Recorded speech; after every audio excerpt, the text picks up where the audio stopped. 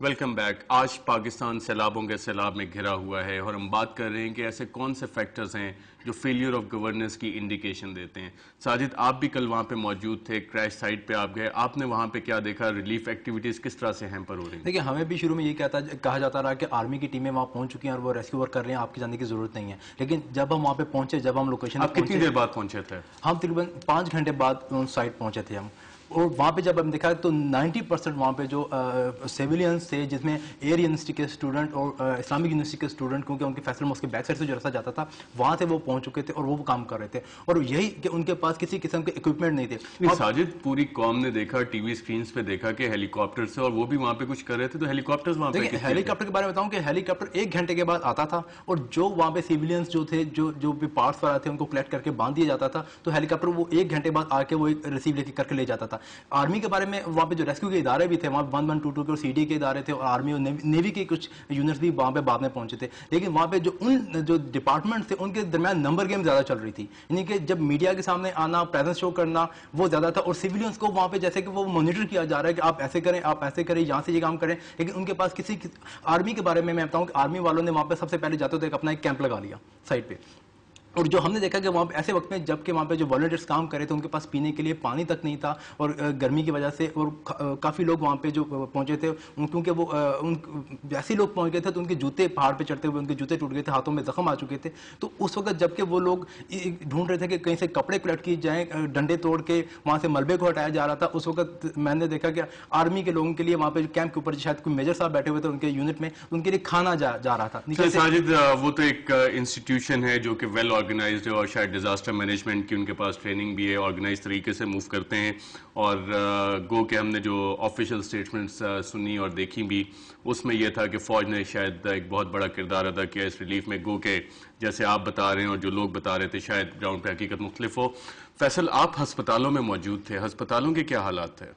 ارشد، سب سے پہلے تو میں آپ کو یہ بتا دوں کہ جیسے ساجد نے یہ کہا کہ نمبر گیم بہت زیادہ چل رہی تھی. ہم نے یہ دیکھا کہ ہاسپٹل کے اندر جب پہلی دفعہ جو ہے وہ اول تو کسی کو یہ معلوم نہیں تھا کہ کیا وہ تمام کی تمام ڈیڈ باڈیز یا ان کے جو لمز ہیں، پارٹس ہیں، وہ کیا پمز میں ہی لائے جائیں گے. ایک تو یہ کیفیت تھی. دوسرا یہ تھا کہ جب ہمارے 2 عدد جو ہے وزراء نے غیر ذمہ دارانہ ثبوت دیا اور وہ انہوں نے ایسے بیانات دیے کہ 7 سے 8 لوگ جو ہیں وہ زندہ بچا لیے گئے ہیں، ان کی طبی امداد بھی جاری ہے، تو لوگوں میں ایک ہوپ اور اس قسم کی سچویشن بھی تھی، اور لوگ مارے پھر رہے تھے ہر اسپتال کے اندر کہ کیا ہمارے لوگ جو ہیں وہ زندہ بچ گئے ہیں یا نہیں.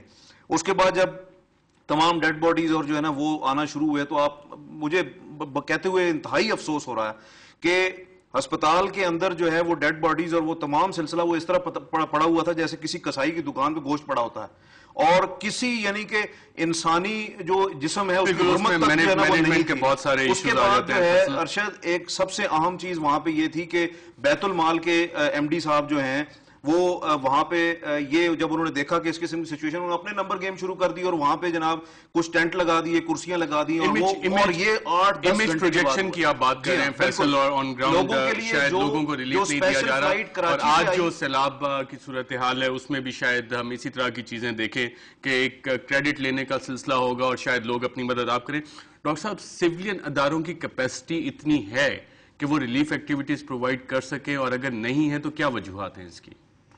جی، سول سیٹ اپ میں میرا خیال ہے کہ این ڈی ایم اے کا قیام جو ہے وہ بڑا خوش آئند ہے، اور این ڈی ایم اے نے بڑے مختصر عرصے میں ہی کافی اپنے آپ کو ڈیولپ کر لیا ہے. صوبائی سطح پہ اور ضلعی سطح تک ادارے جو ہیں وہ قائم ہو چکے ہیں. مگر اس کی بھی یہی وجہ ہے کہ وہاں بھی ایک فوجی سربراہ بیٹھا ہے؟